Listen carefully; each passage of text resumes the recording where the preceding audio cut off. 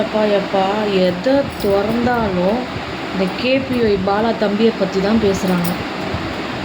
எப்படி அவனுக்கு ஆம்புலன்ஸ் வாங்க காசு வந்துச்சு, எப்படி அவன் கிளினிக் வாங்க காசு வந்துச்சு, எப்படி அவன் இவ்வளோ செலவு பண்ணுறான், எப்படி அவன் அவ்வளோ செலவு பண்ணுறான், இவனுக்கு ஃபாரின்லேருந்து காசு வருது, இவன் எங்கேருந்து காசு எடுக்கிறான்னு தெரியலையேன்னு இவ்வளோ பட்டத்தை கொடுக்குறீங்களே மனசாட்சி இல்லாமல். ஏன்டா டுபாகூர் மண்டைங்களா, திருட்டு மூதேவிங்களா, கேட்குதா நான் சொல்கிறது உங்களுக்குலாம்? அவரை ஆட் ஷூட் பண்ணுறேன்னு சொல்கிறாரு, படம் நடிக்கிறேன்னு சொல்கிறாரு, ஆங்கராக போகிறேன் அப்படின்னு சொல்கிறாரு, நைட்டு பகலுமா உழைக்கிறேன்னு சொல்கிறாரு. உங்கள் காதுக்கெலாம் கேட்கலையாடா? ஏண்டா மாறி மாறி மாறி மாறி ஒருத்தனை கீழே இறக்கணுன்னே பேசுகிறீங்க?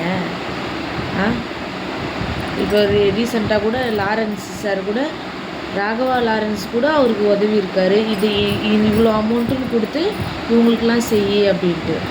அவர் வீடு கட்டுறதுக்காக வாங்கின அந்த அரை கிரவுண்டை கூட இல்லாதவங்க பொழைச்சிட்டு போட்டுமேன்ட்டு இலவசமாக ஒரு மருத்துவமனை, ஒரு கிளினிக், சின்னதாக ஒரு கிளினிக் கட்டுறாரு, ஒரு ஆம்புலன்ஸ் வரு.